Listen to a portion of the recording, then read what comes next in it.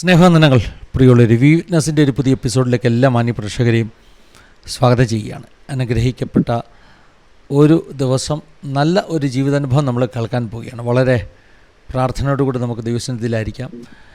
ഇന്ന് നമ്മളോടൊപ്പം നോർത്ത് ഇന്ത്യയിൽ നിന്ന്, പ്രത്യേകിച്ച് ഒറീസയിൽ നിന്ന് ഒരു മിഷണറി കുടുംബം ജോയിൻ ചെയ്തിട്ടുണ്ട്. അവരുടെ ജീവിതാനുഭവങ്ങൾ നമുക്ക് വളരെ ഇൻസ്പിറേഷനായി മാറും. നമുക്ക് ഈ ശുശ്രൂഷയുടെ അനുഗ്രഹത്തിന് വേണ്ടി ഒന്ന് പ്രാർത്ഥിക്കാം, ചേർത്ത് പ്രാർത്ഥിക്കാം. പരിശുദ്ധ പിതാവെ, അനുഗ്രഹീതമാകുന്ന ഈ നല്ല സമയത്തിനായി സ്തോത്രം. നിൻ്റെ സന്നിധിയിലേക്ക് ഞങ്ങൾക്ക് പിന്നെയും വിറ്റ്നസിൻ്റെ ഒരു പുതിയ എപ്പിസോഡുമായി കടന്നു വരുവാതൊക്കെ ചെയ്ത കൃപയ്ക്കായി സ്തോത്രം. പ്രത്യേകമായി ഞങ്ങളുടെ നടുവിലേക്ക് അവിടുന്ന് അയച്ചിരിക്കുന്ന അവിടുത്തെ ദാസനായി ഞങ്ങൾ അങ്ങ് സ്തുതിക്കുന്നു. തൻ്റെ ജീവിതാനുഭവങ്ങൾ ഞങ്ങൾക്ക് വലിയ ആത്മീക ബലത്തിന് കാരണമായി തീരുവാൻ പോകുന്നത് കൊണ്ട് സ്തോത്രം. മുറ്റുമായി സമർപ്പിക്കുന്നപ്പ ഞങ്ങളുടെ ഓരോ വശങ്ങൾ ക്ഷമിച്ച് ദൈവമഹത്വം ഞങ്ങളിലൂടെ വെളിപ്പെടണം. കർത്താവെ സഹായിച്ചാട്ട് പ്രാർത്ഥിച്ചാരംഭിക്കുന്ന ഈ സമയം മുതൽ ഞങ്ങളുടെ ബെനഡിക്ഷൻ പ്രയർ വരെ പ്രത്യേക അവിടുത്തെ സാന്നിധ്യവും അനുഗ്രഹവും ഉണ്ടാകണം. സമർപ്പിക്കുന്നു. പ്രാർത്ഥനകൾ കേട്ട് ഞങ്ങളെ വിടുവിച്ചിരിക്കാൻ സ്തോത്രം. യേശു മൂലം താഴ്മയായി ചോദിക്കുന്നു, കേൾക്കുമാറാകണമേ. അമേൻ, അമേൻ, അമേൻ. കർത്താവിനെ സ്തോത്രം ചെയ്യുന്നു. ഞാൻ ആരംഭത്തിൽ ഓർപ്പിച്ചതുപോലെ നല്ലൊരു ജീവിതാനുഭവം നമ്മൾ കേൾക്കാൻ പോവുകയാണ്. നമ്മളോടൊപ്പം ഒറീസയിൽ നിന്ന് വളരെ അനുഗ്രഹിക്കപ്പെട്ട ജീവിതാനുഭവങ്ങളുള്ള പ്രിയപ്പെട്ട റെനീഷ് പാസ്റ്ററും റീന സിസ്റ്ററും ജോയിൻ ചെയ്തിട്ടുണ്ട്. വളരെ സ്നേഹത്തോടുകൂടെ ആദരവോടുകൂടെ കർത്താവിൻ്റെ ദാസിയെ വിറ്റ്നസിൻ്റെ ഈ സെഷനിലേക്ക് നമ്മൾ സ്വാഗതം ചെയ്യുകയാണ്. Welcome pastor, welcome sister. Praise Lord. Praise Lord. ദൈവത്തിന് സ്തോത്രം. ഒഡീസയിലാണ് അല്ലേ? ഒഡീസയിലെ കണ്ടാമാൽ ഡിസ്ട്രിക്റ്റ്. കണ്ടാമാൽ ഡിസ്ട്രിക്റ്റൊക്കെ നമ്മൾ പഴയ ഒറീസ റയോട്ടുമായിട്ടുള്ള ബന്ധത്തിലൊക്കെ കേട്ടിട്ടുള്ള ഒരു സ്ഥലമാണ്. കണ്ടാമാലിലും പിന്നെ എനിക്കൊന്ന് കാലാഹണ്ടി, അവിടെയൊക്കെ ആയിരുന്നു അന്ന് ഏറ്റവും കൂടുതൽ റയോട്ട് ബാധിതമാകുന്ന പ്രദേശങ്ങൾ. 2008 അല്ലയോ?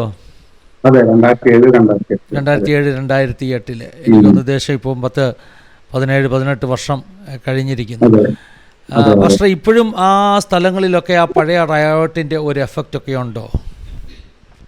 അങ്ങനെ പറയാൻ പറ്റത്തില്ല. പക്ഷെ ഒത്തിരി മാറ്റങ്ങൾ ഉണ്ടായിട്ടുണ്ട്, ഒത്തിരി റിക്കവറി ആയിട്ടുണ്ട്. അതായത് ഒരു സാമാന്യ ജീവിതം, ക്രൈസ്തവരുടെ ജീവിതം തിരിച്ചു വന്നിട്ടുണ്ട് അല്ലേ? പക്ഷെ എനിക്ക് തോന്നുന്നു ഈ ഡിസ്ട്രിക്റ്റുകളിൽ ക്രിസ്ത്യൻ പ്രസൻസ് കുറെ കൂടുതലുള്ള സ്ഥലങ്ങളുമായിരുന്നു. ദൈവത്തിൻ്റെ സ്തോത്രം. പക്ഷേ ഞാൻ ശ്രദ്ധിക്കുന്നൊരു കാര്യമേ, ഈ ദിവസങ്ങളിൽ നോർത്ത് ഇന്ത്യയിലെ പല സ്റ്റേറ്റിലും പ്രശ്നമുണ്ട്. പക്ഷേ കഴിഞ്ഞ ഒരു മാസം 1.5 മാസമായിട്ട് ഒറീസയിൽ നിന്ന് കൂടുതൽ വാർത്തകൾ വരുന്നു. അത് വളരെ ക്രൂരമായ വാർത്തകൾ. ഇന്നലെയും നമുക്ക് കിട്ടിയൊരു വാർത്ത, ഒരു ചർച്ച് വെളിയിൽ നിന്ന് പൂട്ടി പ്രശ്നങ്ങളൊക്കെ ഉണ്ടാക്കി എന്നൊരു വാർത്ത ഈ കഴിഞ്ഞ ദിവസം കേൾക്കാനിടയായി തീർന്നു. നവരംഗ്പൂറിലാണെന്ന് എനിക്ക് തോന്നുന്നല്ലേ? അതെ, ചർച്ച് വെളിയിൽ നിന്ന് ലോക്ക് ചെയ്തിട്ട് പോയി ആളുകളെ അകത്താക്കി എന്നൊക്കെ ഒരു വാർത്ത കേട്ടു. അതുപോലെ തന്നെ ഈ കഴിഞ്ഞ ദിവസം കേട്ട മറ്റ് വളരെയധികം വേദനിപ്പിക്കുന്ന ഒരു വാർത്തയാണ്, ഒരു പാസ്റ്ററെ കൊണ്ട് ചാണകം തീറ്റാൻ വേണ്ടി നിർബന്ധിച്ചൊരു വാർത്ത. അപ്പോൾ ഒറീസ പിന്നെയും ഈ പറഞ്ഞ പ്രോസിക്യൂഷൻ്റെ കാര്യത്തിൽ വാർത്തകളിൽ ഇടം നേടുന്നൊരു സമയത്താണ് നമ്മൾ കണ്ടാമാലിൽ നിന്ന് പ്രിയപ്പെട്ട റെനീഷ് പാസ്റ്ററും കുടുംബത്തിൻ്റെ അനുഭവങ്ങളൊക്കെ കേൾക്കാൻ പോകുന്നത്. നമുക്കൊന്ന് പരിചയപ്പെടാം. പത്തനംതിട്ടക്കാരനാണ്. അല്ല, ഞാൻ കോഴിക്കോട്ടുകാരനാണ്. ആണോ? പക്ഷെ പത്തനംതിട്ട ബന്ധം എന്താ? വൈഫ് പത്തനംതിട്ടക്കാരൻ. ശരി. ഓ, എന്തോ ഒരു പത്തനംതിട്ട കണക്ഷൻ ഉണ്ടെന്ന് എനിക്കറിയാമായിരുന്നു. കാരണം നേരത്തെ നമ്മൾ സംസാരിച്ച കൂട്ടത്തിലെ കോഴിക്കോടും പത്തനംതിട്ടയും. ശരി, ഓക്കെ. ഒത്തിരി അനുഭവങ്ങൾ അപ്പം കേൾക്കാനുണ്ടല്ലോ. രക്ഷിക്കപ്പെട്ട അനുഭവങ്ങൾ കേൾക്കാനുണ്ട് അല്ലേ? ഒരു വ്യത്യസ്ത വിശ്വാസ പശ്ചാത്തലമൊക്കെ ആയിരുന്നു. അപ്പം ആ കഥയെല്ലാം കേൾക്കണം. എങ്ങനെയാണ് ഒരു യേശുവിനെ പിൻപറ്റുവാൻ കാരണമായി തീർന്നത്, എങ്ങനെയാണ് മിഷണറിയായി തീർന്നത്. ഇപ്പോൾ പരിചയപ്പെടാൻ വേണ്ടി നിങ്ങളുടെ രണ്ടുപേരുടെയും പശ്ചാത്തലം, മാതാപിതാക്കൾ, കുടുംബം, സ്ഥലം, ജനിച്ചു വളർന്ന സ്ഥലം, ഇങ്ങനെയുള്ള കാര്യങ്ങളൊക്കെ പറയുകയാണെങ്കിൽ നമ്മുടെ പ്രേക്ഷകർക്ക് നിങ്ങളെ ഒന്ന് പരിചയപ്പെടുവാൻ കഴിയും. രണ്ടുപേർക്കും പറയാം. തീർച്ചയായിട്ടും പറയാം. അതെ പാസ്റ്ററേ. ഞാൻ ജനിച്ചു വളർന്നത് കോഴിക്കോട് ഡിസ്ട്രിക്റ്റിലാണ്. ഫൊറോക്ക് എന്ന് പറഞ്ഞ പഞ്ചായത്തില് ഒരു ഹൈന്ദവ കുടുംബത്തിലാണ് ഞാൻ ജനിച്ചു വളർന്നത്. വൈഫ് ഞാൻ ജനിച്ചു വളർന്നത് പത്തനംതിട്ട ജില്ലയിൽ വടശ്ശേരിക്കര പഞ്ചായത്ത് കുമ്പളാമ്പൈക എന്ന് പറയുന്ന സ്ഥലത്താണ്. ഒരു മർത്തോമ കുടുംബത്തിലാണ് ജനിച്ചു വളർന്നത്. വടശ്ശേരിക്കര കുമ്പളാമ്പയ്യ എന്നൊക്കെ പറയുമ്പോൾ ഞങ്ങൾക്ക് വളരെ അടുത്ത സ്ഥലങ്ങളാണ്. ഞാൻ റാന്നിക്കാരനാണ്. അത് ശരി. ഞാൻ വടശ്ശേരിക്കര കുമ്പളാമ്പയ്യയിലോട്ടൊക്കെ പണ്ടത്തെ ഇലക്ഷൻ്റെ സമയത്ത് വോട്ട് പിടിക്കാൻ വേണ്ടി വീട് വീടാന്തോടും കയറി നടന്നൊരു അനുഭവമൊക്കെ ഉണ്ട് കുമ്പളാമ്പയ്യയിലൊക്കെ. ഉദിമൂട് വഴി കുമ്പളാമ്പയ്യ വരെ നടന്ന് വോട്ട് പിടിച്ചിട്ടുണ്ട്. ദൈവത്തിന് സ്തോത്രം. വൈഫിന്റെ വീട്ടിൽ പോയി ശരി. അപ്പം നിങ്ങൾ വ്യത്യസ്തമാകുന്ന രണ്ട് പശ്ചാത്തലം, പക്ഷേ ഇന്ന് കർത്താവിന് വേണ്ടി ഒന്നിച്ച് നിൽക്കുന്നു. അപ്പം ആ കഥയെല്ലാം കേൾക്കണം. ചെറിയ പ്രായം മുതലുള്ള അനുഭവങ്ങൾ പറയാം. ഇനി അത്യാവശ്യം ഉണ്ടെങ്കിലേ ഞാൻ ഇടയ്ക്ക് ഇൻറ്ററപ്റ്റ് ചെയ്യത്തുള്ളൂ. രണ്ടുപേർക്കും അനുഭവങ്ങൾ പറയാം കേട്ടോ. ശരി. ദൈവനാമം കൊടുക്കട്ടെ. ഈ നല്ല സമയത്ത് ഞാൻ ദൈവത്തോട് നന്ദി പറയുന്നു. പ്രത്യേകിച്ച് ഫിനി പാസ്റ്ററോട്, കുടുംബത്തോടും ഈ ആസാദി എന്നുള്ള ചാനലിനോടും ഞാൻ നന്ദി പറയുന്നു. ഇതുപോലൊരു ഓപ്പർച്യൂണിറ്റി ഞങ്ങൾക്ക് ഞങ്ങളുടെ ലൈഫിൽ ആദ്യമായി ലഭിച്ചതിന് ദൈവത്തെ സ്തുതിക്കുന്നു, ദൈവത്തെ മഹത്വപ്പെടുത്തുന്നു. പറഞ്ഞതുപോലെ ഒത്തിരി അനുഭവങ്ങളുണ്ട്, ഒത്തിരി കാര്യങ്ങളുണ്ട് പറയാൻ. ദൈവാത്മാവിൽ ആഗ്രഹിക്കുന്ന അത്യാവശ്യമുള്ള ചില കാര്യങ്ങളിലൂടെ കടന്നു പോകാൻ ഞാൻ ആദ്യം നന്ദി പറഞ്ഞതിന് ശേഷം എന്നെ ദൈവത്തിൽ നടത്തിയ ദൈവദാസനും കുടുംബത്തോട് നന്ദി പറയുന്നു. VC ജോമോൻ എന്ന് പറഞ്ഞൊരു ദൈവദാസൻ, കുമ്പളാമ്പൊയ്കയുള്ള ദൈവദാസനാണ് ഞങ്ങളെ കൈപ്പിടിച്ച് ആദ്യം നടത്തിയത്. അതിനോടുകൂടെ തന്നെ സന്തോഷ് മല്ലശ്ശേരി എന്ന് പറഞ്ഞ ദൈവദാസൻ, പിന്നെ സുനിയൻകാട്, റജി നാരായണൻ പാസ്റ്റർ, ഇവരെല്ലാം ഞങ്ങളുടെ ആദ്യകാലത്തിൽ ഞങ്ങളെ ആത്മീകമായിട്ട് ഞങ്ങളെ വളരാൻ വേണ്ടി സഹായിച്ചത്. ദൈവത്തിൽ ഞാൻ അവരെല്ലാം ഓർത്ത് അവരോട് നന്ദി പറയുന്ന സമയത്ത് എങ്ങനെ തുടങ്ങണമെന്നുള്ളതൊരു കൺഫ്യൂഷനാണ്. ശരി, അപ്പൊ നമുക്ക് കോഴിക്കോട്ട് നിന്ന് തുടങ്ങാം. അതായത് കർത്താവിന്റെ ദാസന്റെ റനീഷ് പാസ്റ്ററുടെ ജീവിതാനുഭവങ്ങൾ, കോഴിക്കോട്ടെ ചെറിയ പ്രായം, പിന്നെ അതൊക്കെ തുടങ്ങി വന്നിട്ട് മുന്നോട്ട് വന്ന് വിവാഹവും വിശ്വാസവും ഒക്കെ നമുക്ക് കേൾക്കാം. ചെറിയ അനുഭവങ്ങളെല്ലാം പറയാം കേട്ടോ. ശരി. ഞാൻ ജനിച്ചു വളർന്ന ഒരു ഹൈന്ദവ കുടുംബത്തിലാണ്. ഫറൂഖ് എന്ന് പറഞ്ഞ പഞ്ചായത്തില്, ഞങ്ങളുടെ നാട്ടില്, ഞങ്ങളുടെ ദേശത്തില് ഈ ദിവസം വരെ ഒരു ചർച്ചില്ല, ഒരു കാത്തലിക്കോ മറ്റൊരു രീതിയിലുള്ള ചർച്ചും ഇല്ല. അങ്ങനെയുള്ള ഒരു ദേശത്താണ് ജനിച്ചു വളർന്നത്. കുടുംബം പൂർണ്ണമായും ഒരു BJP RSS ഒരു വിശ്വാസം, ഹൈന്ദവ വിശ്വാസം, അങ്ങനെയുള്ള ഒരു രീതിയിലാണ് ഞങ്ങള് കുടുംബമായിട്ട് വളർന്നു വന്നത്. അച്ഛൻ ഒരു RSSന്റെ നേതാവായിരുന്നു, ലീഡറായിരുന്നു. അതുകൊണ്ട് എന്റെ പേര് റനീഷ്, എന്റെ അനിയന്റെ പേര് സബീഷ്, വേറൊരു അനിയന്റെ പേര് സനീഷ് എന്നാണ്. RSS എന്നാണ് പേരിൽ വരെ അച്ഛൻ കൊണ്ടുവന്നിട്ടുള്ളത്. അതുപോലെ ഒരു വിശ്വാസത്തിൽ ജീവിച്ച് വളർന്ന് നല്ലൊരു സ്കൂളിൽ വിദ്യാഭ്യാസം കിട്ടി, നല്ല രീതിയിൽ വളർന്നു വന്ന് 22ാമത്തെ വയസ്സിൽ ഞാൻ നോർത്ത് ഇന്ത്യക്ക് ഒരു മെക്കാനിക്കൽ കൺസ്ട്രക്ഷൻ കമ്പനിയിൽ ജോലിക്ക് പോയത്. 21ാമത്തെ വയസ്സിൽ അങ്ങനെ ഞാൻ മധ്യപ്രദേശില് റായ്പൂർ എത്തുന്നത്. അവിടെ വെച്ച് ലോകപരമായ, അതിന് മുൻപേന്നും പറയാം, ലോകപരമായ എല്ലാ മോശമായ സ്വഭാവങ്ങളും എല്ലാ പാപങ്ങൾക്കും അടിമപ്പെട്ട് ജീവിച്ചുകൊണ്ടിരിക്കുന്ന സമയത്താണ് ഞാൻ റീനയെ പരിചയപ്പെടുന്നത്. എൻ്റെ ഒരു കൂട്ടുകാരന്റെ പെങ്ങളുടെ കൂടെ ജോലി ചെയ്യുന്ന റീന അവിടെ വെച്ച് പരിചയപ്പെട്ടു. രണ്ടുപേരും നല്ല ഫ്രണ്ട്സ് ആയിരുന്നു. അത് കഴിഞ്ഞ് കുറച്ച് കാലങ്ങൾക്ക് ശേഷമാണ് ഞങ്ങൾ ഉള്ളിലൊരു ഇഷ്ടം വരുന്നതും ഞങ്ങൾ വിവാഹം കഴിക്കാൻ തീരുമാനിക്കുന്നതും. വിവാഹം കഴിക്കാൻ തീരുമാനിക്കുന്ന സമയത്ത് ഞാൻ റീനയോട് പറയുന്നത്, റീന ആദ്യം ഹിന്ദു മതത്തിലോട്ട് വരണം എന്നുള്ളത്. അങ്ങനെ റായ്പൂർ ആര്യ സമാജത്തിൽ വെച്ച് റീനയെ ഞാൻ ഹിന്ദുവിലോട്ട് കൺവേർട്ട് ചെയ്യുന്നു. ഹിന്ദു വിശ്വാസപ്രകാരം റീനയെ വിവാഹം കഴിക്കുന്നു. ആ സമയത്ത് റീനയ്ക്ക് 22 വയസ്സുണ്ട്, എനിക്ക് 24 വയസ്സ്. അങ്ങനെ റീന ഹിന്ദു വിശ്വാസത്തിലോട്ട് കടന്നു വന്നു. 10 വർഷത്തോളം ഹിന്ദു വിശ്വാസത്തിൽ ഞങ്ങളുടെ അമ്മയുടെ കൂടെയെല്ലാം ക്ഷേത്രങ്ങളിൽ പോകും. അതുപോലുള്ള കാര്യങ്ങളെല്ലാം ഇഷ്ടം കൊണ്ടാണോ എന്നറിയില്ല, ഇഷ്ടമില്ല, റീനയ്ക്ക് പങ്കെടുക്കേണ്ടി വന്നു. അങ്ങനെ ഒരു 10 വർഷം ഞങ്ങൾ നല്ല രീതിയിൽ കുടുംബജീവിതം നയിച്ചുകൊണ്ട് പോയി. ആ സമയത്ത് എനിക്കും നല്ല കമ്പനിയിലെ പ്രൊമോഷൻ കിട്ടിയ ഒരു സൈറ്റ് മാനേജർ എന്നുള്ള ഒരു പോസ്റ്റിലോട്ടെല്ലാം മാറി. അതിന്റെ ഇടയിലാണ് ഞങ്ങൾക്ക് 2 വർഷം, വിവാഹം കഴിഞ്ഞ് 2 വർഷം കഴിഞ്ഞപ്പോഴാണ് വൈഫ് പ്രഗ്നന്റ് ആവുന്നത്. പ്രഗ്നന്റ് ആയി ഒരു 8ാമത്തെ മാസമാകുമ്പോൾ പറയാം, 8ാമത്തെ മാസമാകുമ്പോഴാണ് എനിക്കൊരു പെയിൻ വന്നു. അതിനുശേഷം മമ്മി ഇതുപോലൊരു, ഞങ്ങളുടെ വിവാഹശേഷം മമ്മി പെന്തക്കോസ്ത് ആരാധനയ്ക്ക് പോയി തുടങ്ങിയിരുന്നു.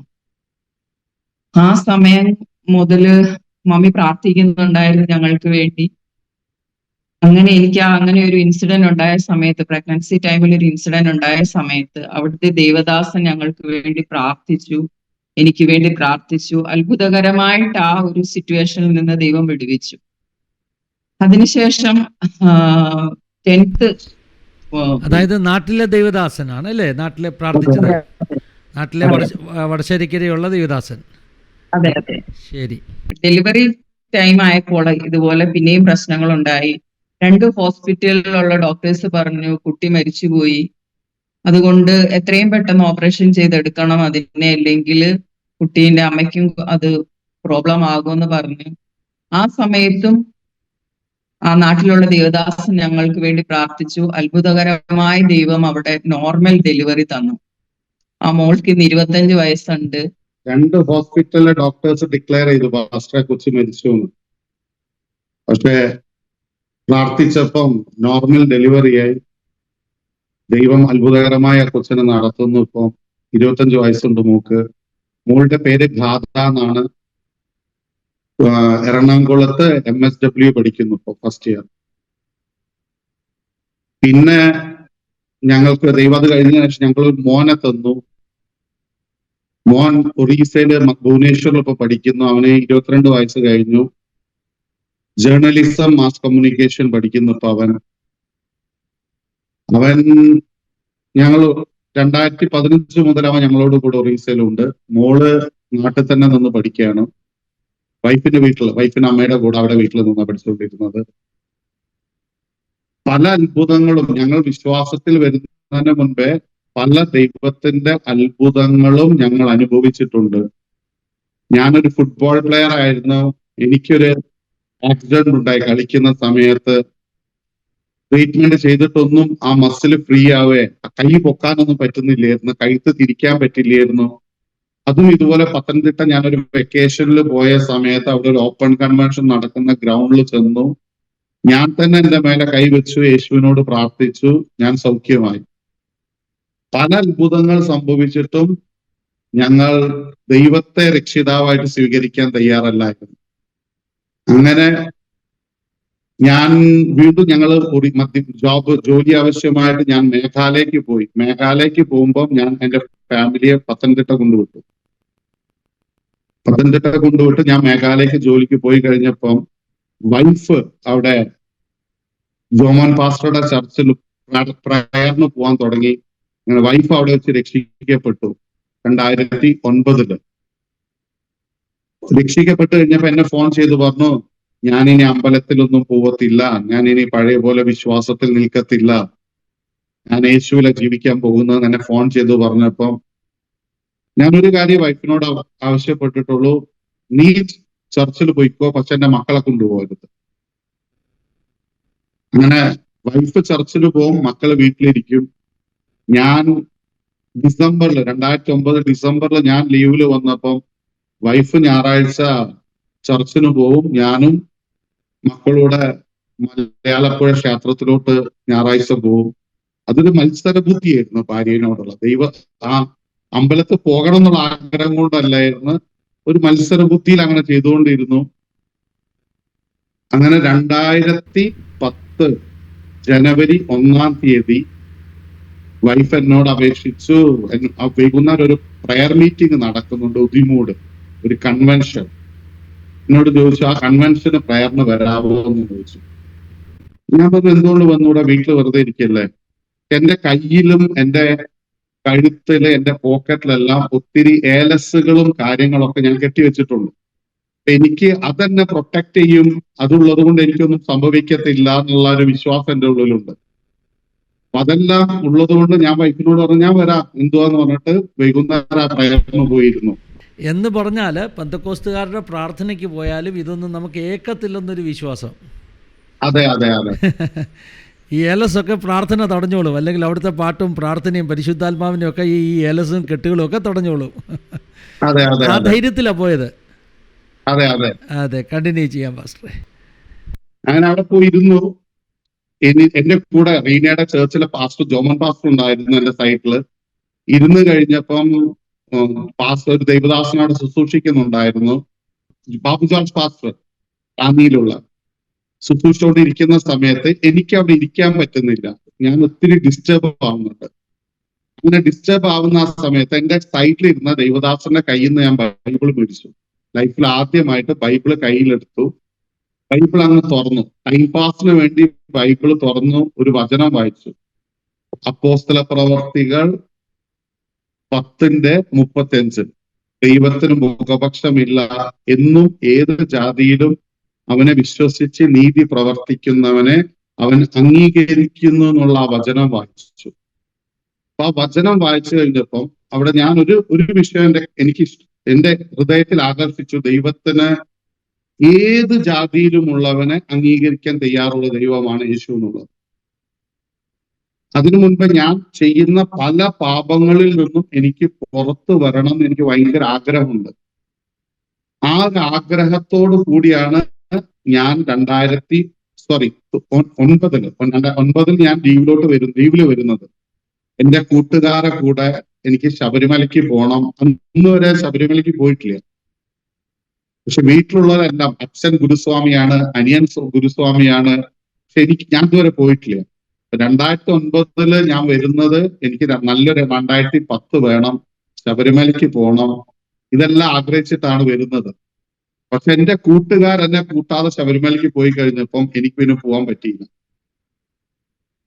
അങ്ങനെ ഇരിക്കുമ്പോഴാണ് ഞാൻ ഈ പ്രയറിന് പോകുന്നത്. ഈ പ്രയറിന് പോയി ആ വചനം വായിച്ചു കഴിഞ്ഞപ്പോ എനിക്ക് മനസ്സിലായി, ദൈവത്തിന്, യേശു എന്ന് പറയുന്ന ദൈവത്തിന് ഒരു ജാതിയും ഇല്ല. ക്രിസ്ത്യനായാലും ഹിന്ദു ആയാലും മുസ്ലിം ആയാലും ആ ദൈവം എല്ലാ ജാതിയിലുള്ളവരെയും സ്നേഹിക്കുന്നുണ്ടെന്നും അവന്റെ ഹൃദയപ്രകാരം ജീവിക്കുന്നവരെ അവൻ അംഗീകരിക്കുമെന്നുള്ളത് ഞാൻ അന്ന് തിരിച്ചറിഞ്ഞു. ആ തിരിച്ചറിവിൽ, ആ വചനം വായിച്ച് ആ തിരിച്ചറിവിൽ ഞാൻ ദൈവത്തോട് പറഞ്ഞു, എനിക്ക് നിന്നെ വേണം എന്ന് പറഞ്ഞു. വളരെ റെസ്പെക്റ്റിലൊന്നുമല്ല പറഞ്ഞത്, എനിക്ക് നിന്നെ വേണം തന്നെ പറഞ്ഞു. പക്ഷെ ആ സമയത്ത് എന്റെ റൈറ്റ് സൈഡ് ഒരു വലിയ പ്രകാശം വന്നിറങ്ങി. എന്റെ റൈറ്റ് സൈഡ് ഒരു വലിയ പ്രകാശം ഇറങ്ങി അങ്ങ് നിന്നു. ഞാൻ അപ്പൊ കാണുന്നത്, ഞാൻ ചെയ്ത സകല പാപങ്ങളും ഒരു സ്ക്രീൻ എന്നതുപോലെ ഞാൻ ആ സമയത്ത് കാണാൻ തുടങ്ങി. ഞാൻ കരയും. അവിടെ നിന്ന് കരയാൻ തുടങ്ങിയപ്പം ശുശ്രൂഷിച്ചുകൊണ്ടിരിക്കുന്ന ദൈവദാസനോട് ദൈവാത്മാവ് ഇടപെട്ടു. ഒരു ഹൈന്ദവ വിശ്വാസത്തിൽ നിന്ന് വന്നൊരു ബ്രദറിനെ ദൈവം സ്പർശിച്ചിട്ടുണ്ട് എന്ന് പറഞ്ഞ് ഇടപെട്ടിട്ട് ഞാനത് കേൾക്കുന്നുണ്ട്, ആ ദൈവദാസൻ മുൻപോട്ട് വിളിക്കുന്നത്. പക്ഷെ എന്റെ ഈഗോ എന്നെ മുൻപോട്ട് പോവാൻ സമ്മതിക്കുന്നില്ല. ഞാൻ ചെയർ പിടിച്ച് അവിടെ ഇരുന്നു. അധിക നേരം ഇരിക്കാൻ പറ്റിയില്ല. ഓടിച്ചെന്ന് മുൻപിൽ പോയി നിന്നു. ആ സമയത്ത് മുൻപോട്ട് ഓടിപ്പോകുമ്പോൾ ഞാൻ മനസ്സിൽ ദൈവത്തോട് ഒരു കാര്യമേ പറയുന്നുള്ളൂ, ദൈവമേ, ഞാൻ പാപത്തിലോട്ട് അനേക യുവാക്കളെ ഞാൻ മുഖേന പാപത്തിലോട്ട് ഞാൻ നടത്തിയിട്ടുണ്ട്.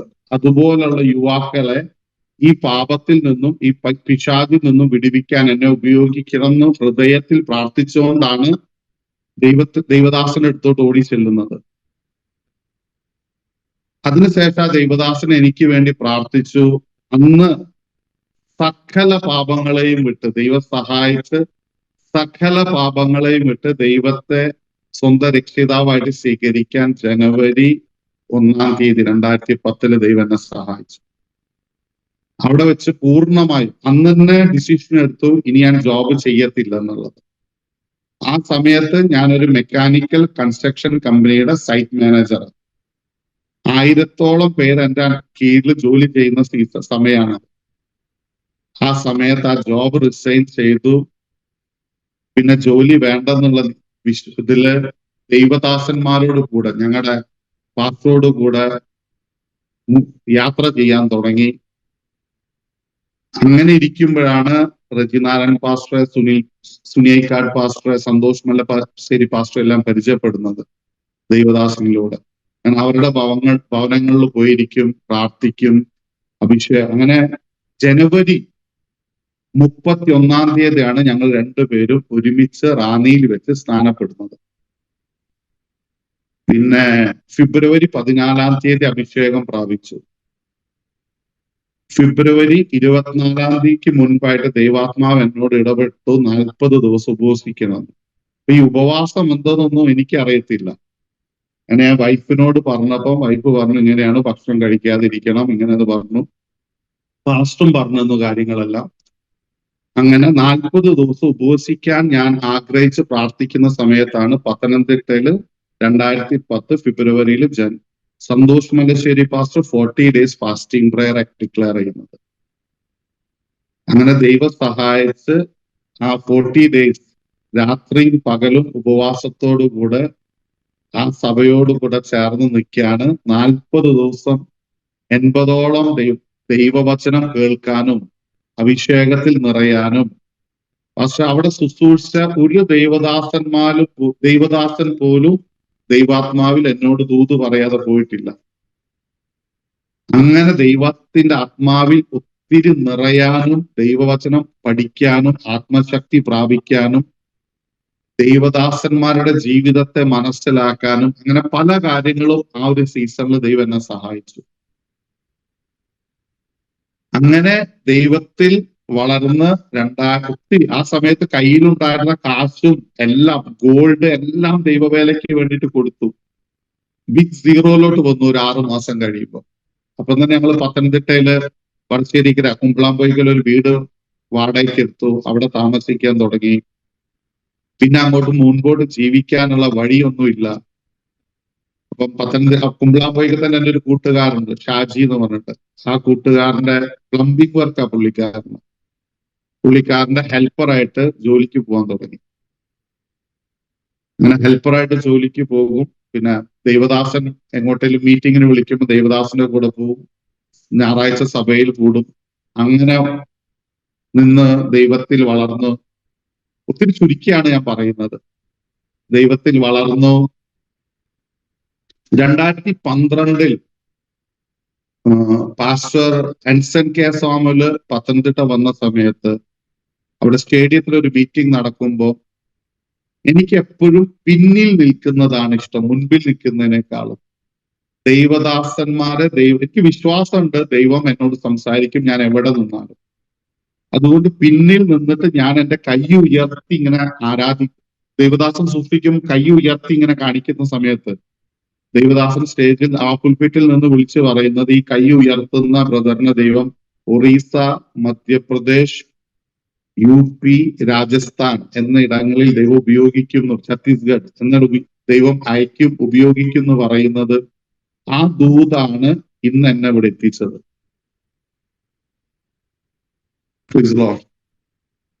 ആ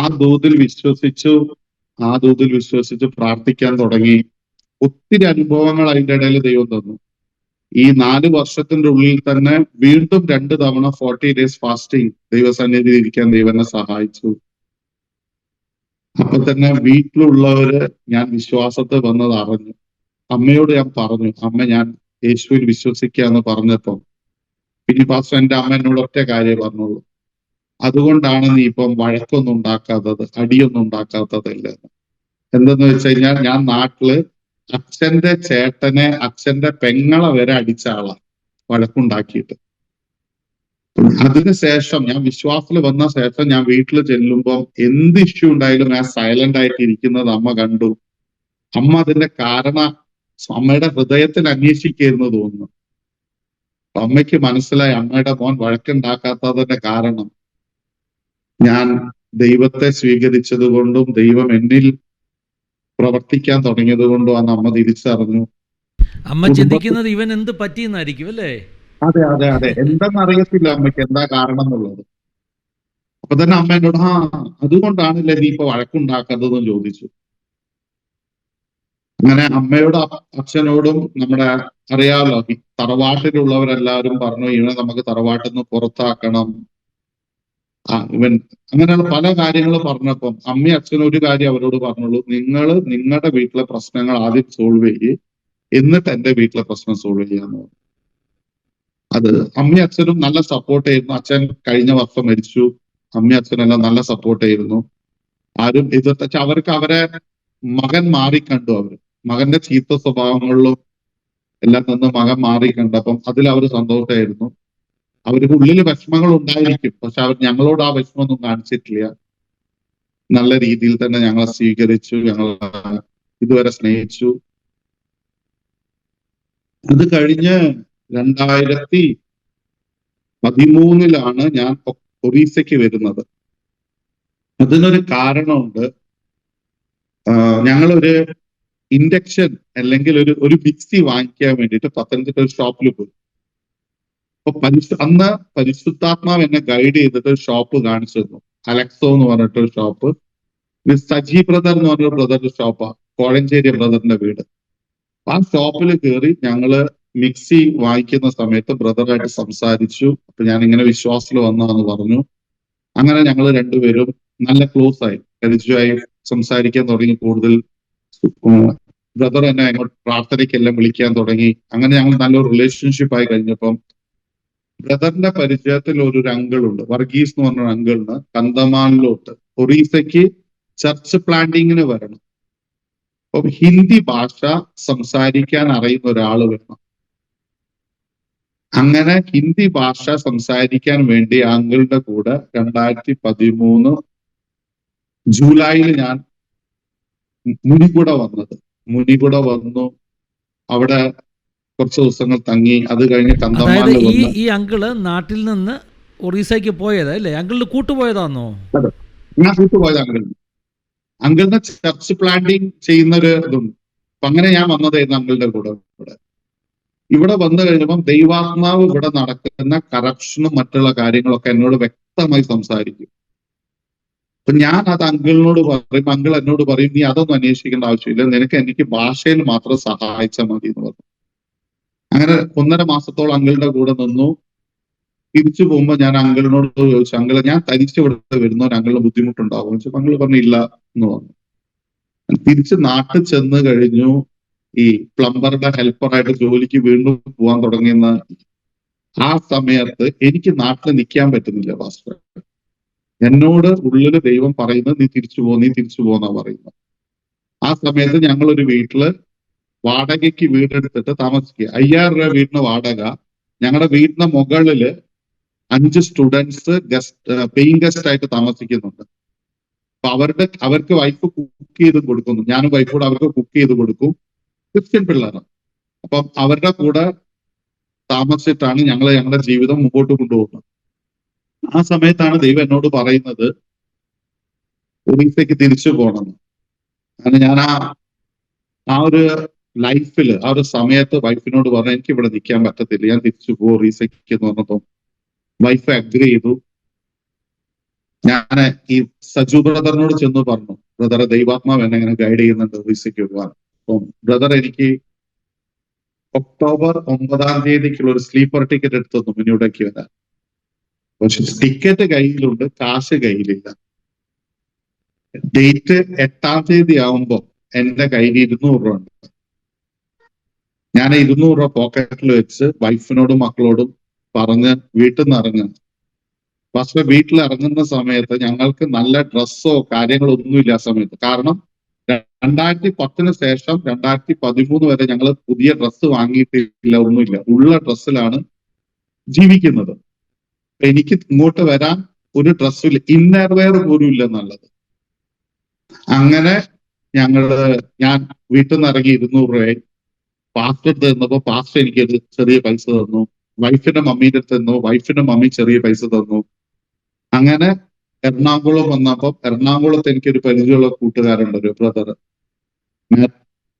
മാത്യു എന്നാ പേര്. ആ ബ്രദറിന്റെ വീട്ടിൽ പോയി താമസിച്ചു രാത്രി. ബ്രദർ രാവിലെ പ്രാർത്ഥിച്ചു, എന്നെ റെയിൽവേ സ്റ്റേഷനിൽ കൊണ്ടുവിട്ടു. ഞാൻ ആ ട്രെയിൻ കയറി. 9 ട്രെയിൻ കയറുന്ന ഞാൻ മുനികുട എത്തുന്നു 13 എന്തെന്ന് വെച്ചാൽ 10 ഒരു സൈക്ലോണില് വിശാഖപട്ടണത്തിൽ ട്രെയിന് പിടിച്ചിട്ടു. ഞാൻ ഫസ്റ്റ് ഒറീസയ്ക്ക് വന്ന സമയത്ത്, ഞാൻ ഒറീസയിൽ ശുശ്രൂഷിക്കുമ്പോൾ, ഒരു ചർച്ചിൽ ശുശ്രൂഷിക്കുന്ന സമയത്ത് ദൈവാത്മാവ് പറഞ്ഞിട്ടുണ്ടായിരുന്നു, ഒറീസയിൽ ദൈവം സൈക്ലോൺ അയക്കും. നോഹയുടെ ആ സബ്ജക്ട് ശുശ്രൂഷിക്കുമ്പോഴാണ് ദൈവം പറയുന്നത് ഒറീസയ്ക്ക് സൈക്ലോൺ അയക്കും. അത് ഒറീസയുടെ യുവാക്കളുടെ മാനസാന്തരത്തിന് വേണ്ടിയിട്ട് ഒരു ചിഹ്നമായിരിക്കും. പാസ 2013 മുതൽ ഈ കഴിഞ്ഞ മാസം വരെ എല്ലാ വർഷവും ഒക്ടോബറിൽ ആ സൈക്ലോൺ ഉണ്ടാകും. കഴിഞ്ഞ വർഷം ഉണ്ടായിട്ടുണ്ടാകും. ഒക്ടോബർ മാസമാകുമ്പോൾ ആ സൈക്ലോൺ വരും, ഒറീസയെ സ്പർശിക്കുക. അങ്ങനെ 2013 ഒക്ടോബർ 13 ഞാൻ മുൻകൂടെ ഇറങ്ങുന്നത്. അത് വിശാഖപട്ടണത്ത് ട്രെയിൻ 2 ദിവസം പിടിച്ചിട്ട് കഴിഞ്ഞപ്പം എന്റെ പേഴ്സ് നഷ്ടപ്പെട്ടു, എന്റെ കയ്യിൽ കാശില്ല. ഒത്തിരി അനുഭവങ്ങൾ അവിടെ ദൈവം തന്നിട്ടുണ്ട്. അങ്ങനെ അവിടുന്ന് പിന്നെ ഞങ്ങൾ ഞാൻ മുനികുടയ്ക്ക് വരുന്നു. മുനികുട വന്നൊരു, എന്റെ കയ്യിൽ കാശില്ല. അപ്പൊ മുനികുട വന്നിട്ട് അവിടെ എനിക്ക് പരിചയമുള്ള ഒരു കൂട്ടുകാരുണ്ട്. പുള്ളിക്കാരനാണ് എനിക്ക് ലോഡ്ജിൽ റൂം എടുത്തിരുന്നത്. സൈക്ലോൺ ആയതുകൊണ്ട് കറണ്ട് ഇല്ല, ഒന്നുമില്ല ആ ഒരു സമയത്ത്. അങ്ങനെ റൂം എടുത്തുന്നു. ആ റൂമിൽ വിശ്രമിച്ച് ഒരു അരമണിക്കൂർ കഴിഞ്ഞപ്പം ആരോ റൂമിൽ നോക്ക് ചെയ്യുന്നതായിട്ട് ഫീൽ ചെയ്തു. വാതിൽ ഇങ്ങനെ മുട്ടുന്നുണ്ട്. ഞാൻ ചെന്ന് തുറന്നു നോക്കിയപ്പം വാതില് ആരുമില്ല വെളിയില്. ഞാൻ വാതിൽ അടച്ചു പാസ്റ്ററെ. ഒരു 5 മിനിറ്റ് ആയിട്ടില്ല, ഞാൻ ബെഡിന്റെ അടുത്ത് എത്തുന്നതിന് മുമ്പ് ഞാൻ താഴെ വീണു. താഴെ വീണിട്ട് ഞാൻ കാണുന്നത് എന്റെ ബോഡി താഴെ ഉണ്ട്, ഞാൻ ഇങ്ങനെ മുകളിലോട്ട് പോവാ. ഞാൻ ദൈവത്തോട് പറയുന്നത്, ദൈവമേ, എന്നെ നീ വേലയ്ക്ക് അയച്ചതല്ല ഇങ്ങോട്ട്, എനിക്ക് എന്റെ ശരീരത്തിലോട്ട് തിരിച്ചു പോകണം, എന്റെ ശരീരത്തിലോട്ട് തിരിച്ചു പോകണം എന്ന് ഞാൻ പറയുമ്പോൾ ഞാനിങ്ങനെ മുകളിലോട്ട് പോകുന്നു. ഞാൻ മുകളിൽ നിന്ന് താഴോട്ട് നോക്കുമ്പോൾ എന്റെ ബോഡിയെ കാണുന്നത്. അത് എത്ര സമയം കഴിഞ്ഞാണ് ഞാൻ ആ ബോഡിയിലോട്ട് തിരിച്ചു വന്നതെന്നുള്ളത് എനിക്ക് അറിയത്തില്ല. എന്നെ സംബന്ധിച്ചോളം ഞാൻ പെട്ടെന്ന് വന്നു എന്നാണ് എനിക്ക് ഫീൽ ചെയ്യുന്നത്. പക്ഷെ എത്ര സമയം എടുത്തു എന്നുള്ളത് എനിക്ക് അറിയത്തില്ല. അത് കഴിഞ്ഞ് ഒരു 3-4 ദിവസം അത് കഴിഞ്ഞ് എന്നെ ഇവിടെ റിസീവ് ചെയ്യാൻ ഒരു ബാച്ചലർ ആയിട്ട് താമസിക്കുന്ന ബ്രദർ ഉണ്ട് ഇവിടെ. ഞാൻ മുൻപ് വന്നപ്പോൾ പരിചയപ്പെട്ട പുള്ളിക്കാരന്റെ വീട്ടിൽ വന്നു. പുള്ളിക്കാരന്റെ കൂടെ താമസിച്ചു. പുള്ളിക്കാരന്റെ കൂടെ മിനിസ്ട്രി, ഗ്രാമങ്ങളിൽ പോയി സുവിശേഷം പറയാനും പ്രാർത്ഥിക്കാനും മിനിസ്ട്രി സ്റ്റാർട്ട് ചെയ്തു. 40 ദിവസം കഴിഞ്ഞല്ല, വൈഫിന് പെട്ടെന്ന് വീട്ടിലിരിക്കുന്ന സമയത്ത് പെട്ടെന്ന് വൈഫിന് ശ്വാസം കിട്ടാതെ വന്നു. വൈഫിന് 100% കൺഫേം ആയി വൈഫ് മരിക്കാൻ പോവാന്നുള്ളത്. അപ്പൊ തന്നെ വൈഫ് റെജിനാരായൺ പാസ്റ്ററിന് ഫോൺ ചെയ്തപ്പോ റെജിനാരായൺ പാസ്റ്റർ ഹോസ്പിറ്റലിലേക്ക് പോകാനാ പറയുന്നത്. പക്ഷെ വൈഫ് പാസ്റ്ററോട് പറഞ്ഞു ഞാൻ ഹോസ്പിറ്റലിൽ പോകത്തില്ല എന്ന് പറഞ്ഞു. വൈഫ് വീട്ടിലുള്ള അവിടെ പെയിൻ ഗസ്റ്റ് ആയിട്ട് താമസിക്കുന്ന പിള്ളേരുടെ കാർ ഉണ്ടായിരുന്നു. അവരെ കാറിൽ അവരോട് കൂടെ റെജിനാരായൺ പാസ്റ്ററുടെ വീട്ടിലോട്ട് ചെന്നു. അപ്പൊ റെജിനാരായൺ പാസ്റ്ററും വേറെ 2-3 ദൈവദാസന്മാർ അവിടെ ഉണ്ടായിരുന്നു. അവര് പ്രാർത്ഥിച്ചപ്പോഴാണ് വൈഫിന് വീണ്ടും ജീവൻ തിരിച്ചു കിട്ടുന്നത്. അങ്ങനെ 2 പേരും മരണത്തിന്റെ അനുഭവത്തെ ആ മിനിസ്ട്രിയുടെ ആരംഭ സമയത്ത് ഫേസ് ചെയ്തിട്ടാണ് പിന്നെ ഞങ്ങൾ മുൻപോട്ട് പോകുന്നത്. അത് കഴിഞ്ഞു. ഇവിടെ ഒരു 6-7 മാസം ഞാൻ തനിച്ചെന്നെ ഇവിടെ നിൽക്കും, ഇവിടെ വേല ചെയ്തു. അത് കഴിഞ്ഞ് കുറച്ച് സമയം കഴിഞ്ഞ മാസങ്ങൾ, 1 വർഷത്തോളം ആവാൻ നേരത്താണ് ഒരു ദേവദാസൻ എന്നോട് പറയുന്നത്, ഒരു മലയാളി ദേവദാസൻ, കന്തമാലില് വൈഫിനെ കൊണ്ടുവരണം നീ എന്നുള്ളത്. പക്ഷെ വൈഫിന് വരാൻ ആഗ്രഹമൊന്നും ഇല്ലായിരുന്നു.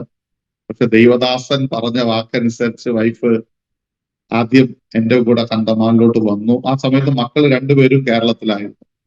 പിന്നെ ഒരു വർഷം കഴിഞ്ഞപ്പോഴാണ് മോനെ കൊണ്ടുവരുന്നത് ഇങ്ങോട്ട്. ഞാൻ വൈഫിനെയും മക്കളെയും കന്തമാലിൽ കേരളത്തിൽ നിർത്തി ഞാൻ ഒറീസയ്ക്ക് വന്നു കഴിഞ്ഞപ്പം, പക്ഷെ മക്കളെ നെക്സ്റ്റ് ഇയർ മോൾ 7th സ്റ്റാൻഡേർഡ് കംപ്ലീറ്റ് ചെയ്യാണ്. നെക്സ്റ്റ് ഇയർ മോൾക്ക് 8th സ്റ്റാൻഡേർഡിൽ വേറെ സ്കൂളിൽ ജോയിൻ ചെയ്യണം. അപ്പൊ മോനും പറഞ്ഞു, അച്ഛാ ഞാനും ചേച്ചി ഏത് സ്കൂളിലാണ് പഠിക്കുക, ആ സ്കൂളിൽ ഞാനും പഠിക്കുന്നു പറഞ്ഞു. പക്ഷെ അതുവരെ അവര് ജീവിച്ചു വന്ന രീതികൾ അങ്ങനെയായിരുന്നു. നല്ല ലക്ഷറി ലൈഫാണ് ജീവിച്ചു വന്നത്. 1.5 കിലോമീറ്റർ പോലും അവര് വീട്ടിൽ നിന്ന് സ്കൂളിലോട്ട് ട്രാവൽ ചെയ്യുന്നത് കാറിലായിരുന്നു. അപ്പൊ ആ ഇതിലാണ് അവൻ പറയുന്നത്, അച്ഛാ ഞാൻ ചേച്ചിയുടെ സ്കൂളിൽ ഞാൻ പഠിക്കത്തുള്ളൂ എന്ന് പറഞ്ഞു.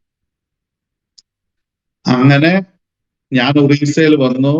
ഞാൻ ഒറീസയിൽ വേല ചെയ്യുന്ന സമയത്ത് റീനയ്ക്ക് മക്കളെ സ്കൂളിൽ ജോയിൻ ചെയ്യാൻ കാശില്ല കയ്യിൽ. 8th സ്റ്റാൻഡേർഡിൽ ഒരാളെ ജോയിൻ ചെയ്യണം, 6th സ്റ്റാൻഡേർഡിൽ ഒരാളെ ജോയിൻ ചെയ്യണം. പക്ഷെ അത്ഭുതകരമായിട്ട് ആ സമയത്ത് ദൈവം ചില വ്യക്തികളെ ഉറങ്ങാൻ പോലും സമ്മതിക്കാതെ അവര് ലോണിന്റെ ഇൻട്രസ്റ്റ് കൊടുക്കാൻ വേണ്ടി വെച്ച കാശ് അവരോട് ഞങ്ങളുടെ വീട്ടിൽ കൊണ്ടുകൊടുക്കാൻ പറഞ്ഞു ദൈവം. അങ്ങനെ അവരത് കൊണ്ടുകൊടുത്തു. ആ കാശായിട്ട് റീന സ്കൂൾ ഓപ്പൺ ചെയ്ത് 2 ദിവസം കഴിഞ്ഞ് റാന്നിയിലെ സെന്റ് മേരീസ് സ്കൂളില് മക്കളെ 2 പേരെയും കൊണ്ട് ജോയിൻ ചെയ്യാൻ ചെന്നപ്പോ ദൈവമഹത്വത്തിന് പറയാ 8th സ്റ്റാൻഡേർഡിൽ ഒരു സീറ്റ്, 6th സ്റ്റാൻഡേർഡിൽ ഒരു സീറ്റ്, ഇവർക്ക് 2 പേർക്കും വേണ്ടി ദൈവം സീറ്റ് റിസർവ് ചെയ്തിട്ട് വെച്ചിട്ടുണ്ടായിരുന്നു അവിടെ. അതാണ് മിനിസ്ട്രിയിൽ വന്നിട്ട് ഞങ്ങൾ ഫസ്റ്റ് അനുഭവിക്കുന്ന മിറാക്കിൾ. ദൈവവേല സ്റ്റാർട്ട് ചെയ്തിട്ട് ദൈവം മക്കളുടെ വിദ്യാഭ്യാസത്തില് ഭയങ്കര അത്ഭുതം ചെയ്തു. പിന്നെ ഞങ്ങൾ ഒത്തിരി ഒത്തിരി കഷ്ടപ്പെട്ടു പാസ്റ്റർ. പിന്നെ വൈഫിനെ കൊണ്ട് ഇവിടെ വന്നു, മോൻ ഇവിടെ വന്നു, താമസിക്കാൻ വീടില്ല, ഞങ്ങളെ സഹായിക്കാൻ ആരുമില്ല. എന്തെന്ന് വെച്ചാൽ മിനിസ്ട്രി, ഒരു മിഷണറി എങ്ങനെയാണ്, അല്ലെങ്കിൽ ഒരു മിനിസ്ട്രി എങ്ങനെയാന്നുള്ള ഒരു കാര്യമായ അനുഭവങ്ങളൊന്നും ഇല്ലാതെയാണ് ഞാൻ വരുന്നത്. ദൈവത്തിൽ ആശ്രയിച്ച് ദൈവത്തിൽ വിശ്വസിച്ച് വന്നു. 1.5 വർഷം കുടുംബം വന്നു കഴിഞ്ഞപ്പോ താമസിക്കാൻ വീടില്ല. താമസിച്ചുകൊണ്ടുള്ള ഇരുന്ന ഒരു വീട്ടിൽ നിന്ന് അവര് പെട്ടെന്ന് ഞങ്ങളോട് പറഞ്ഞു, നിങ്ങൾ വീട് വിടണമെന്ന് പറഞ്ഞു. അങ്ങനെ ആ വീട് വിട്ടു പുറത്തിറങ്ങി, താമസിക്കാൻ സൗകര്യമില്ല. അപ്പോഴാണ് ഏലിയാവിനോട് വിധവ ഇടപെട്ടതുപോലെ വിധവ അമ്മച്ചി ഞങ്ങളോട് പറയുന്ന, എന്റെ വീടിന്റെ മുകളിൽ റൂമുണ്ട്, നിങ്ങൾ അവിടെ താമസിച്ചോ എന്ന് പറഞ്ഞു.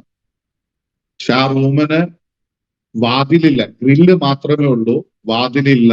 ജനവാതിലിനും ഗ്രില്ലുണ്ട്, വാതിലില്ല. തണുപ്പായാലും ചൂടായാലും മുഴുവൻ തണുപ്പും ചൂടും ഞങ്ങളുടെ വീട്ടിനുള്ളിലോട്ട് വരും. ഇലക്ട്രിസിറ്റി ഇല്ല.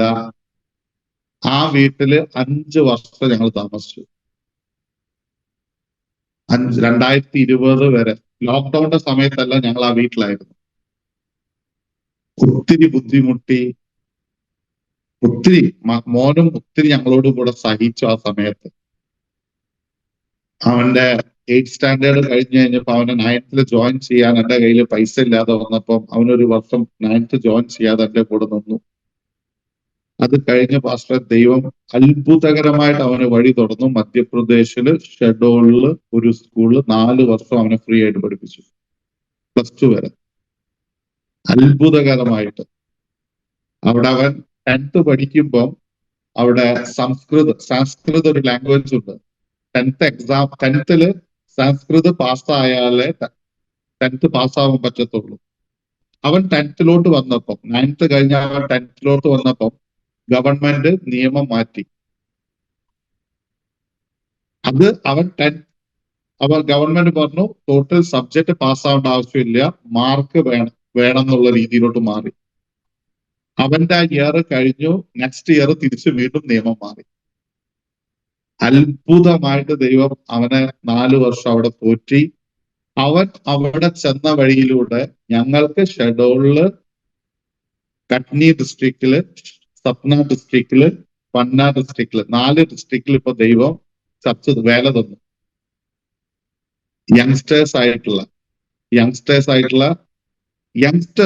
വിശ്വാസത്തിൽ വന്ന് യങ്സ്റ്റേഴ്സ് ആയിട്ട് എന്നെ പോലെ വിശ്വാസത്തിൽ വന്ന് വളർന്നു വന്ന 4-5 മക്കളാണ് ഇപ്പം അവിടെ വേല ചെയ്യുന്നുണ്ട്. അവര് ഗ്രാമങ്ങളിലും മറ്റുമായിട്ട് അവര് വേല നോക്കുന്നുണ്ട്.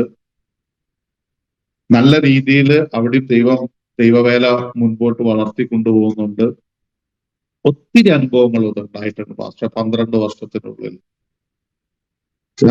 മനുഷ്യനെ ആശ്രയിക്കാതെ ദൈവത്തിൽ മാത്രം ആശ്രയിച്ച് അന്യദേശത്ത് പോയിട്ട് വേല ചെയ്യുമ്പോൾ ഉണ്ടാകുന്ന അനുഭവങ്ങൾ അത്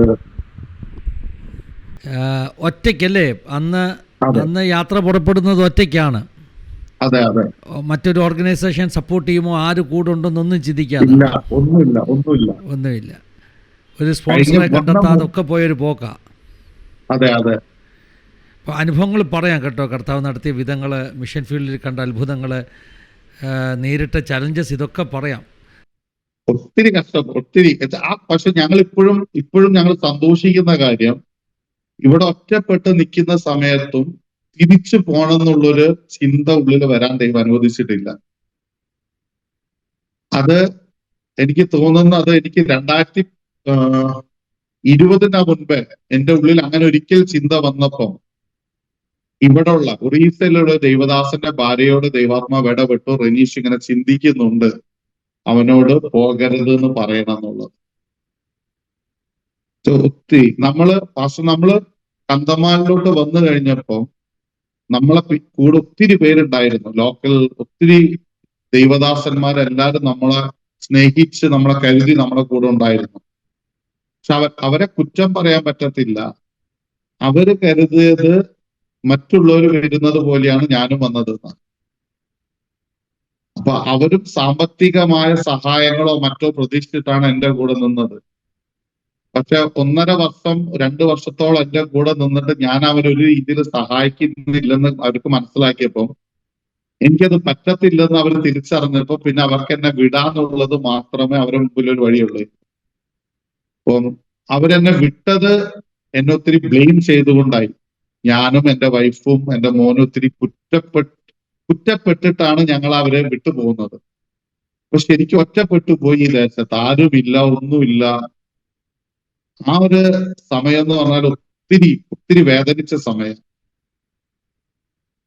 നാട്ടിന്നും ആരുമില്ല നമ്മളെ സംസാരിക്കാനോ ഇടപെടാനോ അങ്ങനെയൊന്നും ആരും ഇല്ലാതെ. നമുക്കറിയില്ല ഈ മിനിസ്ട്രിയുടെ ഉള്ളെന്താണ് എങ്ങനെയാന്നുള്ളത് അറിയില്ല. അങ്ങനെ ഒരു വലിയൊരു അനുഭവം, ഒരു സീസൺ, ഒരു 1.5 വർഷത്തോളം ശരിക്ക് കഷ്ടപ്പെട്ടു, തനിച്ചായിപ്പോയി. അത് കഴിഞ്ഞ് 2015 ഞങ്ങൾക്ക് ദൈവം, ഞങ്ങൾ ജി ഉദയഗിരി എന്ന് പറഞ്ഞ സ്ഥലത്താണ് ആ സമയത്ത് താമസിച്ചുകൊണ്ടിരുന്നത്. ഇപ്പൊ താമസിക്കുന്നത് ബലിഗുഡ എന്ന് പറഞ്ഞ ബ്ലോക്കിലാണ്. ജി ഉദയഗിരിയിൽ ഞങ്ങൾ 5 കൊല്ലം താമസിച്ചു ആ വീട്ടില്. എന്നിട്ട് അവിടെ നിന്ന് ഈ ബലിഗുഡ എന്ന് പറഞ്ഞ സ്ഥലത്തോട്ട് 70 കിലോമീറ്ററോളം ഉണ്ട്. 70 കിലോമീറ്റർ എല്ലാ സൺഡേയും ഞങ്ങൾ 3 പേര് ബസ്സിൽ യാത്ര ചെയ്യും. പാസ്റ്റിന് അറിയാമല്ലോ ഗ്രാമങ്ങളിലെ ബസ്സിന്റെ സ്ഥിതി എന്താന്നുള്ളത്. തണുപ്പായാലും വെയിലായാലും രാവിലെ 6 മണി 6:30 ആകുമ്പോൾ വീട്ടിൽ നിന്ന് ഇറങ്ങിയാല് ചർച്ച് നടക്കുന്ന ആ ഗ്രാമത്തിലെത്തുന്നത്, ആ വീട്ടിലെത്തുന്നത് 10 മണിക്കാണ്. 10:30 ചർച്ച് സ്റ്റാർട്ട് ചെയ്ത് 1:30-2 മണിയാകുമ്പോൾ ചർച്ച് കഴിയും. അവര് തരുന്ന ഭക്ഷണം കഴിച്ചാൽ പിന്നെ വൈകുന്നേരം 5 മണിക്ക് ബസ്.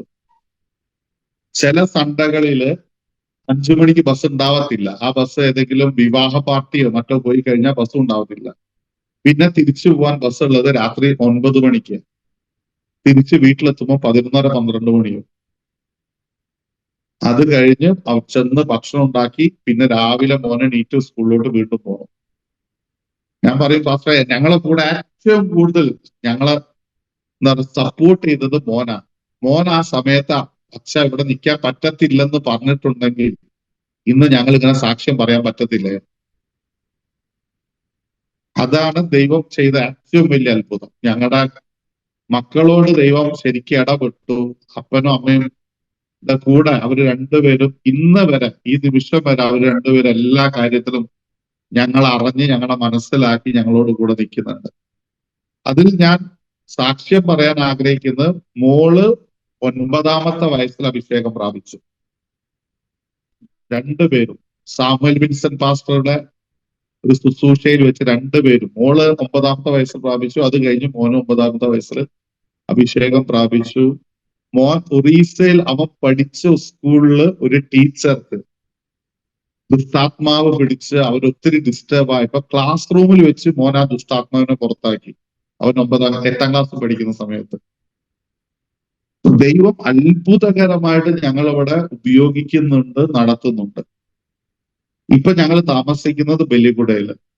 ഞങ്ങള് 5 വർഷത്തോളം ഉദയഗിരിയിൽ നിന്ന് ബലിഗുഡ വന്നു. ബലിഗുഡ വേല ചെയ്തുകൊണ്ടിരുന്നു. ലോക്ക്ഡൌണിന്റെ ടൈമിലാണ് ദൈവാത്മാവ് ഞങ്ങളോട് പറയുന്നത് ബലിഗുഡയ്ക്ക് ഷിഫ്റ്റ് ചെയ്യണം എന്നുള്ളത്. അങ്ങനെ ബലിഗുഡയ്ക്ക് ഷിഫ്റ്റ് ചെയ്തു. വീടിന് വാടക കൊടുക്കുക എന്താണെന്നൊന്നും ഒരു ഐഡിയ ഇല്ല. പക്ഷെ ആ ഒരു 7 വർഷം നടത്തിയ ദൈവം ഇനിയും നടത്തുന്നുള്ള വിശ്വാസത്തിൽ വന്നു. ഇവിടെ വീട് വാടകയ്ക്ക് എടുത്തു. നല്ലൊരു ഒരു ഹൈന്ദവ കുടുംബത്തിൽ നിന്നാണ് ഞങ്ങൾക്ക് വീട് വാടക തന്നത്. പക്ഷെ ഞങ്ങൾക്ക് ഫുൾ സപ്പോർട്ടാണ് ആ കുടുംബം. ഒരു ബുദ്ധിമുട്ടും ഇല്ലാതെ ഞങ്ങളെ കൂടെ നിൽക്കുന്നുണ്ട് ഇപ്പോഴും. അങ്ങനെ ഇപ്പം വെലികുടെ താമസിച്ചുകൊണ്ട് കുർത്തങ്കട് എന്ന് പറഞ്ഞ സ്ഥലമുണ്ട്. വെലികുടെ നിന്ന് ഒരു 25 കിലോമീറ്റർ ദൂരെ കുർത്തങ്കട് എന്ന് പറഞ്ഞ സ്ഥലത്താണ് ഇപ്പൊ ഞങ്ങൾ ഒരു കാട്ടിന്ന് മരം വെട്ടിക്കൊണ്ടുവന്ന്, ബാമ്പു മുളയെല്ലാം വെട്ടിക്കൊണ്ടുവന്ന് കാട്ടിന്ന് എല്ലാം കൊണ്ടുവന്ന് ഒരു ടെന്റ് ഉണ്ടാക്കി. ഇപ്പൊ ആ ടെന്റിലാണ് ആരാധന നടക്കുന്നത്. ഞാൻ വൈഫിനോട് പറയാറുണ്ട്, 12 വർഷമായിട്ട് പല മലയാളികളും കന്തമാലിൽ വന്നിട്ട് ഒത്തിരി ചർച്ചകൾ പ്ലാൻ ചെയ്തിട്ടുണ്ട്. പക്ഷെ മലയാളിയായ നമ്മൾക്ക് മാത്രം കന്തമാലിൽ ചർച്ചയില്ല. പക്ഷെ ദൈവം സഹായിച്ച അത്ഭുതം പറയാൻ പാസ്റ്ററെ, കഴിഞ്ഞ വർഷം ഒരു കുടുംബം അവരുടെ പ്രോപ്പർട്ടി, ഡോക്യുമെന്റ് ഉള്ള പ്രോപ്പർട്ടി ചർച്ചിന് വേണ്ടിയിട്ട് തന്നിട്ടുണ്ട്. അപ്പം ഇപ്പൊ അവിടെ ടെന്റ് ചെയ്തു. അവിടെ കഴിഞ്ഞ വർഷം 21 days ഫാസ്റ്റിംഗ് പ്രയർ കഴിഞ്ഞ വർഷം ആ ടെന്റിൽ ഞങ്ങൾ ചെയ്തു. ഞങ്ങൾ 2020 മുതൽ എല്ലാ വർഷവും ഏപ്രിൽ മാസം 21 ദിവസവും ഉപവാസ പ്രാർത്ഥന നടത്തുന്നുണ്ട്. 3 വർഷത്തോളം വെലികുടയിൽ നടന്നു. പിന്നെ ഇപ്പം 2 വർഷമായിട്ട് കുർത്തങ്കട് നടക്കുന്നുണ്ട്. കഴിഞ്ഞ വർഷം ഒരു വലിയ സംഭവം നടത്തും ഫാസ്റ്റിംഗ് പ്രയറിന്റെ സമയത്ത്. അതിനു മുൻപേ ഫസ്റ്റ് ഫാസ്റ്റിംഗ് പ്രയറിൽ 21 days ലോക്ക്ഡൌൺ കഴിഞ്ഞ് 2020 ഫാസ്റ്റിംഗ് പ്രയറിൽ വൈഫ് ഫുൾ പാരലൈസ് എന്ന് പറയാൻ പറ്റില്ല പാസ്റ്റർ, ബെഡിലായി ആള്. എഴുന്നേൽക്കാനും പറ്റില്ല, ഇരിക്കാനും പറ്റില്ല, ബോഡി ഫുൾ പെയിൻ ആയിട്ട് 3 മാസം ബെഡിലായി. ഡോക്ടറെ അടുത്ത് പോകണം എന്നെല്ലാം പറയും. പക്ഷെ നമ്മുടെ ഒരു ലിമിറ്റ്, നമ്മുടെ ഇതിന് പ്രകാരം നമുക്ക് പലതും ട്രീറ്റ്മെന്റ് ചെയ്യാൻ പറ്റാതെ വന്നു.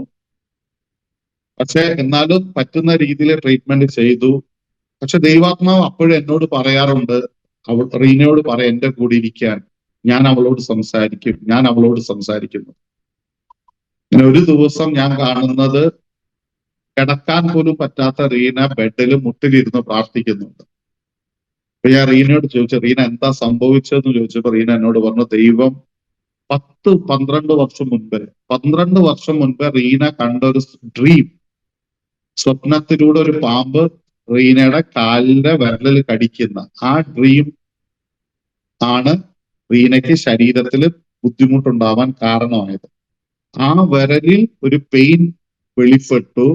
ആ പെയിനാണ് പിന്നെ ബോഡി മൊത്തം തളർത്തിയത്. പക്ഷെ ഇപ്പൊ പാസ്റ്ററെ കഴിഞ്ഞ ആഴ്ച വരെ ഞങ്ങള് one side 280 kilometre bike drive ചെയ്ത് കഴിഞ്ഞ ആഴ്ച ഞങ്ങൾ മിനിസ്റ്റർ ചെയ്യാൻ പോയുള്ളൂ. ഇവിടുന്ന് കോരാപ്പൂർ എന്ന് പറഞ്ഞ ഡിസ്ട്രിക്റ്റില് കന്തമാല 250 കിലോമീറ്ററോളം വൺ സൈഡ് യാത്ര ചെയ്തു. 4 ദിവസം അവിടെ മിനിസ്റ്റർ ചെയ്തു, തിരിച്ചു പോന്നു. ദൈവം സഹായിച്ച കഴിഞ്ഞ 4 വർഷത്തോളായിട്ട് ഒരു ബുദ്ധിമുട്ടും ഇല്ലാതെ റീനി എന്റെ കൂടെ മിനിസ്ട്രിയിൽ സപ്പോർട്ട് ചെയ്യുന്നുണ്ട്.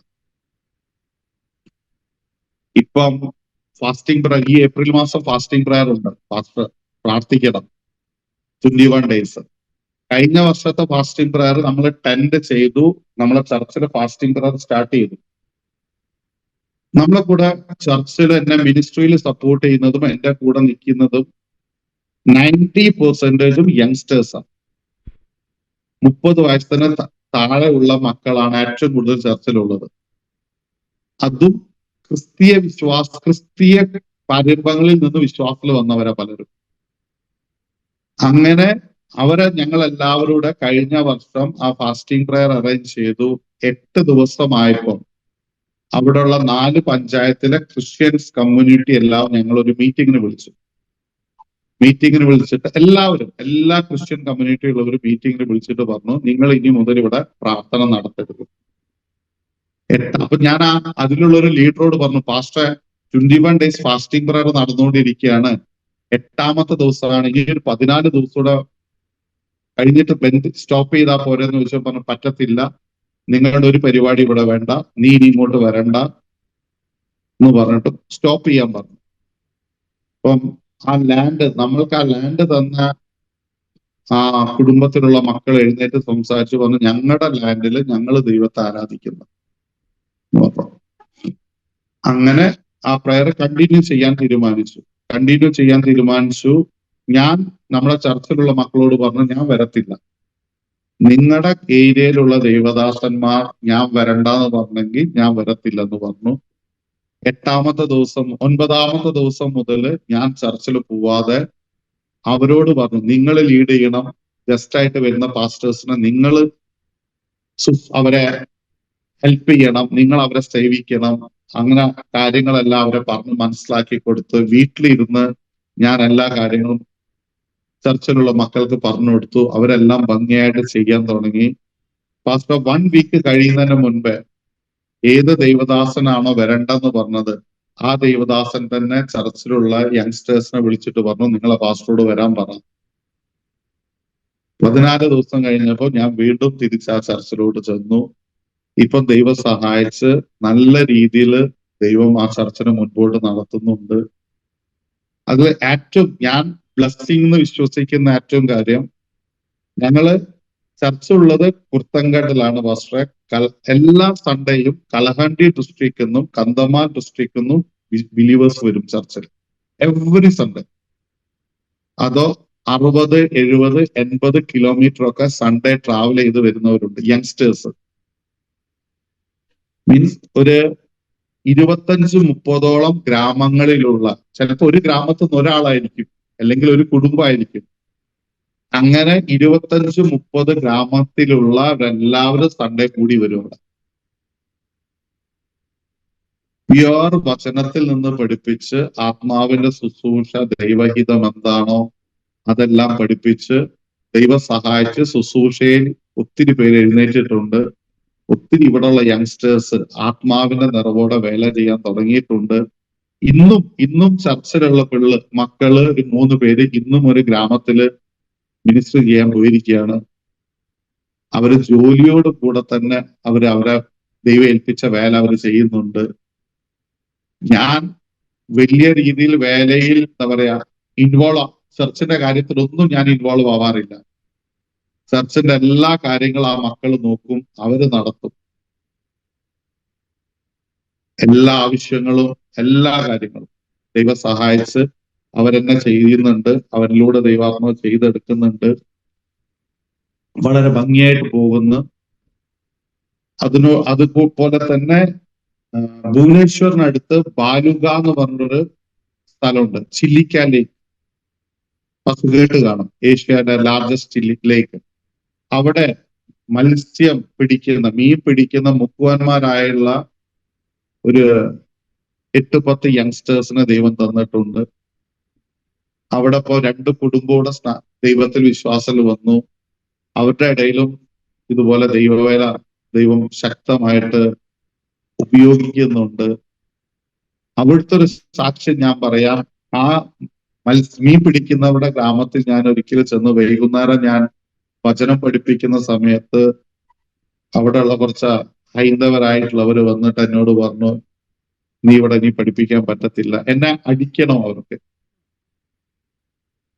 അങ്ങനെ എന്നെ അടിക്കണം എന്ന് തീരുമാനിച്ച സമയത്താണ് അവിടെയുള്ള ഒരു ഗ്രാമത്തിലുള്ള ഒരു എന്റെ പ്രായം 55 വയസ്സുള്ള ഒരു ബ്രദർ എനിക്ക് വേണ്ടി സംസാരിക്കാൻ വന്നു.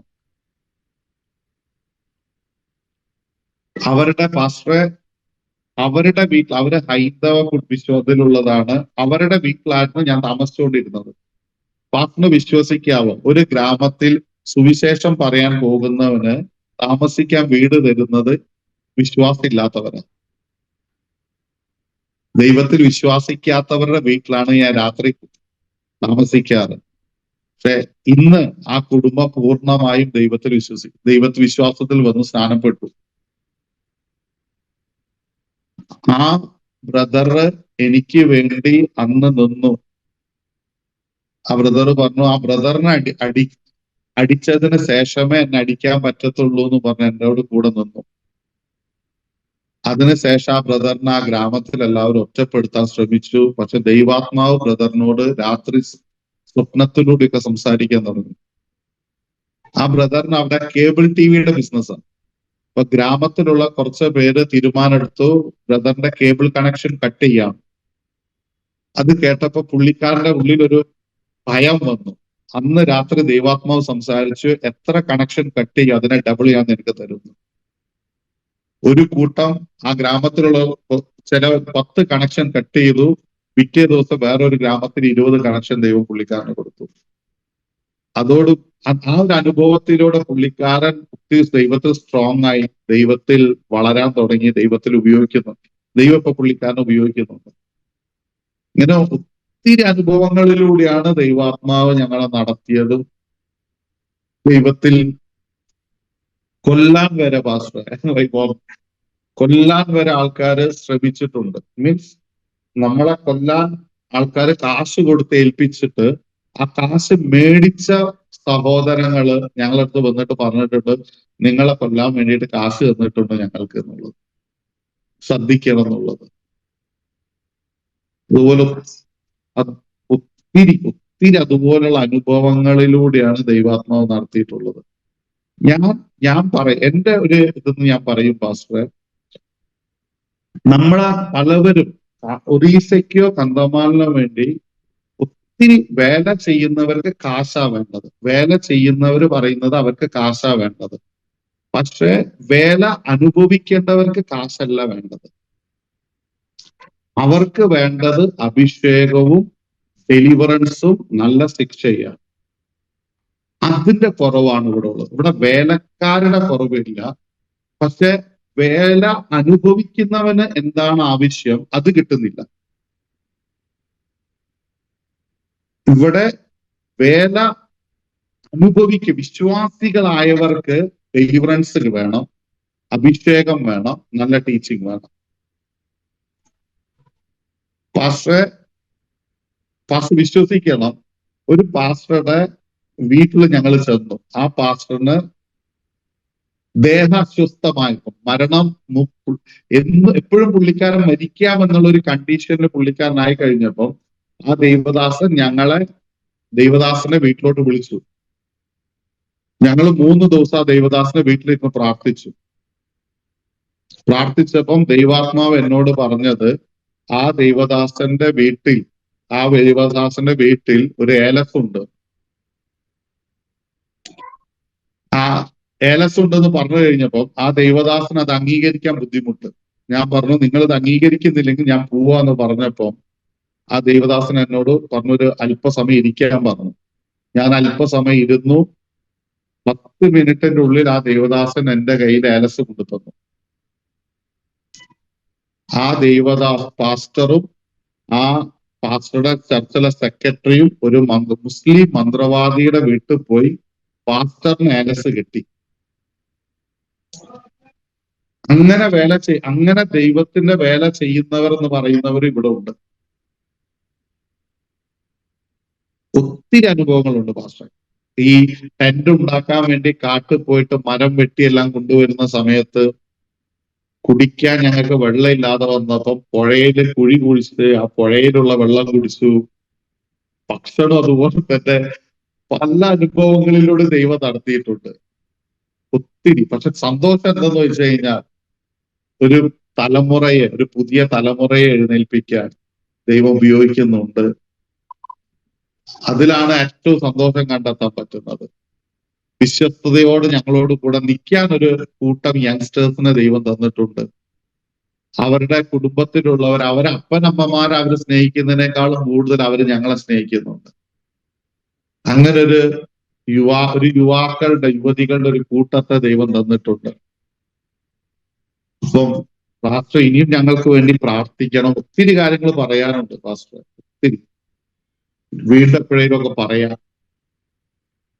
ദൈവം, ഞാൻ ആഗ്രഹിക്കുന്നുണ്ട് മിഷൻ ഫീൽഡിലുള്ള അനുഭവം പിന്നീട് എപ്പോഴേലും പറയാൻ വ്യക്തമായിട്ട് പല എക്സ്പീരിയൻസുകളുണ്ട് പാസ്റ്റർ. പൈശാചിക പല അനുഭവങ്ങളുടെ പല എക്സ്പീരിയൻസുകളുണ്ട് പറയാൻ. അത് പലർക്കും ഉപകാരപ്പെടും. അത് ഞാൻ പിന്നീട് എപ്പോഴെങ്കിലും പറയാൻ ആഗ്രഹിക്കുന്ന. ഇപ്പം ഇന്ന് വരെ ഞങ്ങളെ ദൈവം ഇങ്ങനെയൊക്കെയാണ് നടത്തിയത്. പുറത്തും ദൈവം പല ഗ്രാമങ്ങളിൽ ദൈവം അയക്കുന്നുണ്ട്, പല പട്ടണങ്ങളിലും ദൈവം അയക്കാറുണ്ട്. ഞങ്ങളെ ആവശ്യങ്ങൾ ദൈവം ദൈവം ഞങ്ങളെ ഉപയോഗിച്ച് തന്നെ, ദൈവ ശുശ്രൂഷ ചെയ്ത് തന്നെ ഞങ്ങളുടെ ആവശ്യങ്ങളെ നിവൃത്തീകരിക്കാൻ ദൈവം ഞങ്ങളെ സഹായിക്കുന്നുണ്ട്. ഇപ്പോൾ ഞാൻ പാസ്റ്ററോടും കുടുംബത്തോടും നന്ദി പറയുന്നു. ഞങ്ങൾക്ക് ഇങ്ങനെ ഒരു ഓപ്പർച്യൂണിറ്റി തന്നതിൽ പ്രാർത്ഥനയിൽ ഞങ്ങൾ ഓർക്കുക, ദൈവവേലയിൽ ഞങ്ങൾ അധികം ഉപയോഗിക്കപ്പെടാൻ വേണ്ടി ഓർക്കുക. മക്കൾ രണ്ടുപേരും പഠിക്കുകയാണ്, അവരുടെ വിദ്യാഭ്യാസ കാര്യങ്ങൾ ഓർത്ത് പ്രാർത്ഥിക്കുക. ഞങ്ങളോട് കൂടെ നിൽക്കുന്നവർ ദൈവവേലയിൽ ഉപയോഗിക്കപ്പെടണം. ഞങ്ങൾക്ക് അതാണ് ഞങ്ങളുടെ ആഗ്രഹം. അതിനു വേണ്ടി പ്രാർത്ഥിക്കുക. ഇത്രത്തോളം സമയം ഞങ്ങൾക്ക് തന്നതിന്, ഞങ്ങളെ ദൈവത്തിന് സാക്ഷിയായി നിൽക്കാൻ, അല്ലെങ്കിൽ ഇത്രത്തോളം ഞങ്ങളുടെ അനുഭവങ്ങളെ പങ്കുചെയ്യാനെല്ലാം ദൈവദാസൻ ഒരു മാധ്യമമായതിന് ഞാൻ ദൈവത്തിന് നന്ദി പറയുന്നു. എല്ലാ മഹത്വവും ദൈവത്തിന് കൊടുക്കുന്നു. ഞങ്ങൾ കേൾക്കുന്ന കേട്ട എല്ലാവരോടും ഞങ്ങൾ നന്ദി പറയുന്നു. ഞങ്ങൾ ഓർത്ത് പ്രാർത്ഥിക്കുക. ദൈവം എല്ലാവരെയും അനുഗ്രഹിക്കുക. താങ്ക് യു പാസ്റ്ററെ, താങ്ക് യു. സമയങ്ങൾ ഇത്രയും അനുവദിച്ചു തന്നതിന് നന്ദി പറയുകയാണ്. എനിക്കറിയാം മിഷൻ ഫീൽഡിൽ ഒത്തിരി അനുഭവങ്ങളുണ്ട്. കർത്താവിൻ്റെ പ്രൊവിഷനൊക്കെ കണ്ട അല്ലേ, ഒത്തിരി അനുഭവങ്ങളുണ്ട്. കർത്താവിൻ്റെ കരുതലുകൾ കണ്ട, പ്രൊട്ടക്ഷൻ കണ്ട. പാസ്റ്റർ അടുത്ത പ്രാവശ്യം പറയാമെന്നാണ് പറഞ്ഞത്. എന്നാലും മറക്കാനാവാത്ത എന്തെങ്കിലും അനുഭവം ഉണ്ടെങ്കിൽ പ്രേക്ഷകരുടെ അനുഗ്രഹത്തിന് വേണ്ടി പറയാം കേട്ടോ. സമയം നമുക്കൊരു 5-10 മിനിറ്റ് മുന്നോട്ട് പോയാലും കുഴപ്പമില്ല. പാസ്റ്റർക്ക് സമയമുണ്ടെങ്കിൽ, അതായത് ദൈവിക വിടുതലുകളെക്കുറിച്ചും മറക്കാനാവാത്ത മിഷൻ ഫീൽഡ് അനുഭവങ്ങൾ, പൈശാചിക ബന്ധനങ്ങളല്ലേ, അങ്ങനെയുള്ള വിഷയങ്ങളൊക്കെ ഉണ്ടെന്നാണ് പറഞ്ഞത്. ഞങ്ങൾ ഒരു ഗ്രാമത്തിൽ ഒരിക്കലും ശുശ്രൂഷിക്കാൻ പോയി. കണ്ടമാനിൽ തന്നെ 3 ദിവസം അവിടെ മിനിസ്ട്രി ഉണ്ടായിരുന്നു. പരിശുദ്ധാത്മാവിന്റെ ഒരു മൂവ്മെന്റും എനിക്ക് കാണാൻ പറ്റുന്നില്ല. 2 ദിവസം അനുഭവിക്കാനേ പറ്റുന്നില്ല. ഒരു മൂവ്മെന്റും ഇല്ല. അവിടെയുള്ള ജനത്തിന്റെ ഉള്ളിൽ ഒരു ഇടപെടലും ഇല്ല. നമ്മള് ആത്മാവിൽ നമ്മൾ എന്ത് പറഞ്ഞാലും അത് അവരിലോട്ട്, അവരുടെ ഹൃദയത്തിലോട്ട് പ്രവേശിക്കുന്നില്ല. പൂർണ്ണമായി ബന്ധിക്കപ്പെട്ട ജനം. അതോ 100% ക്രിസ്തീയ ഗ്രാമം.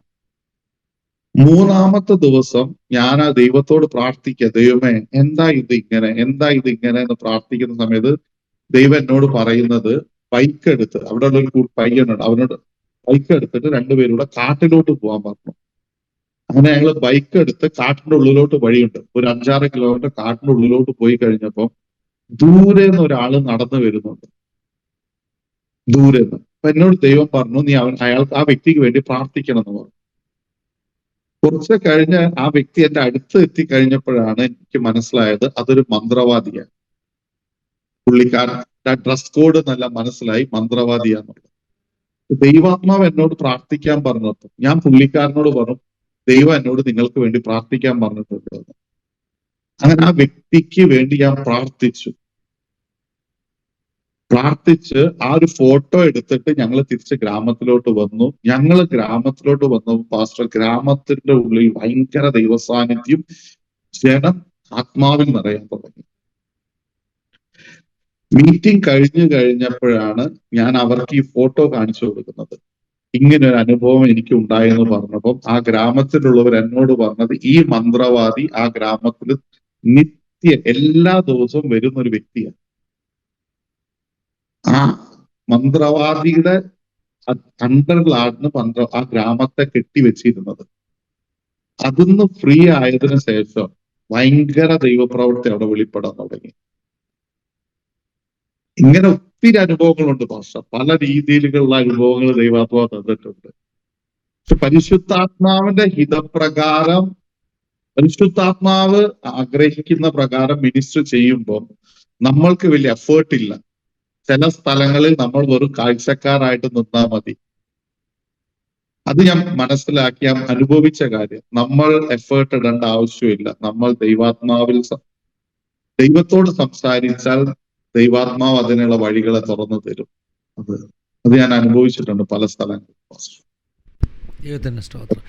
കർത്താവ് സഹായിക്കട്ടെ, അനുഗ്രഹിക്കട്ടെ പാസ്റ്ററെ. നമുക്ക് ഇനിയും അനുഭവങ്ങൾ കർത്താവ് വർദ്ധിപ്പിച്ച് നൽകട്ടെ. ചില നിർദ്ദേശങ്ങളിലൊക്കെ ദൈവപ്രവൃത്തി കാണുവാൻ നിങ്ങളെ 2 പേരെയും കർത്താവ് കുടുംബമായിട്ട് കുഞ്ഞുങ്ങളെയൊക്കെ കർത്താവ് സഹായിക്കട്ടെ എന്ന് പ്രാർത്ഥിക്കുന്നു. നമ്മുടെ വ്യൂവേഴ്സിന് വേണ്ടി, നമ്മുടെ പ്രേക്ഷകർക്ക് വേണ്ടി ചുരുക്കമായിട്ടൊന്ന് പ്രാർത്ഥിക്കാം. പാസ്റ്റർക്ക് തന്നെ പ്രാർത്ഥിക്കാം. ദൈവമേ നന്ദി കർത്താവേ. ദൈവമേ ഞങ്ങൾ നന്ദി പറയുന്നു കർത്താവ്. ഞങ്ങൾ ഒരുമിച്ച് എന്റെ ദാസനോട് കൂടെ ദൈവസന്നിധിയിലോട്ട് കടന്നു വരുന്നപ്പ അങ്ങ് നൽകിയ എല്ലാ അനുഭവങ്ങൾക്കായി നന്ദി കർത്താവെ. ഇന്ന് വചനം കേൾക്കുന്ന, വരും ദിവസങ്ങളിൽ ഈ വചനം കേൾക്കുന്ന അങ്ങയുടെ മക്കൾക്കായി പ്രാർത്ഥിക്കുന്നു. ദൈവം അവരോട് ഇടപെടണം. ദൈവത്തിന്റെ പരിശുദ്ധാത്മാവ് ആ കേൾക്കുന്ന ജനത്തോട് സംസാരിക്കണം. കർത്താവെ, അവരുടെ ജീവിതത്തിൽ അനേക സാക്ഷ്യമുണ്ടാകത്തക്കവണ്ണം ക്രിസ്തു യേശുവിന്റെ നാമത്തിൽ ഞാൻ അവരെ അനുഗ്രഹിച്ചു പ്രാർത്ഥിക്കുന്നു.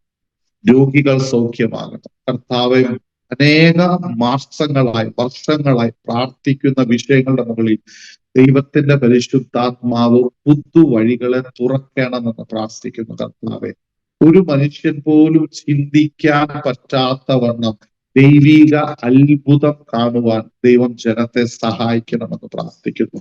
കർത്താവിന് മഹത്വം ഉണ്ടാകണമെന്ന് പ്രാർത്ഥിക്കുന്നു. അനേക യുവാക്കൾ കർത്താവെ ദൈവത്തിന്റെ ഹിതം തിരിച്ചറിയുവാൻ ദൈവം സഹായിക്കണമെന്ന് പ്രാർത്ഥിക്കുന്നു. കർത്താവെ, മാതാപിതാക്കൾ തങ്ങളുടെ മക്കൾക്ക് വേണ്ടി ഭാരപ്പെടുന്നല്ലോ കർത്താവെ. ദൈവം അവരുടെ ഹൃദയത്തെ, ആ യുവാക്കളുടെ യുവതികളുടെ ഹൃദയത്തിൽ ദൈവം പ്രവർത്തിക്കണമെന്ന് പ്രാർത്ഥിക്കുന്നു. കർത്താവെ, ഈ സാക്ഷ്യം കേൾക്കുന്ന ജനത്തിന്റെ നടുവിൽ നിന്ന് അനേകരെ ദൈവം മിഷണറീസ് ആയിട്ട് കർത്താവെ ഉപയോഗിക്കണം, പുറത്തു കൊണ്ടുവരണമെന്ന് പ്രാർത്ഥിക്കുന്നു. കർത്താവെ, ദൈവം അനുഗ്രഹിക്കണമെന്ന് പ്രാർത്ഥിക്കുന്നു. എല്ലാ മഹത്വം അങ്ങേക്ക് യേശു ക്രിസ്തുവിൻ നാമത്തിൽ തന്നെ പിതാവേ. ആമേൻ, ആമേൻ, ആമേൻ. പിതാപുത്ര പരിശുദ്ധാത്മാവാകുന്ന ത്രിയേക ദൈവത്തിന്റെ കൂട്ടായ്മ, സഹവാസ കാവൽ നമ്മെല്ലാവരുടെ മേലും, പ്രത്യേകമായി നമ്മുടെ നടുവിൽ കടന്നു വന്ന ജീവിതാനുഭവങ്ങൾ പങ്കുവച്ച പ്രിയ കർത്താവിന്റെ മേൽ, കുടുംബത്തിൻ്റെ മേൽ ഇന്നും മുതൽ എപ്പോഴും എന്നേക്കും ഉണ്ടായിരിക്കുമാറാകട്ടെ. ആമേൻ, ആമേൻ, ആമേൻ. Thank you pastor. ഒത്തിരി സന്തോഷമുണ്ട്. ഒരു പ്രാവശ്യം നന്ദി പറഞ്ഞു. ദൈവം ധാരാളമായിട്ട് അനുഗ്രഹിക്കട്ടെ, അനേകർക്ക് അനുഗ്രഹമായി ഇനിയും നിർത്തട്ടെ. പ്രേക്ഷകരോട് നന്ദി പറയുക. ഇത്രയും സമയം ഞങ്ങളോടൊപ്പം ഒന്നിച്ച് പങ്കുവെച്ചതിൽ കർത്താവ് നിങ്ങളെല്ലാം സഹായിക്കട്ടെ. God bless you all. Have A wonderful time. Thank you for watching. God bless you all.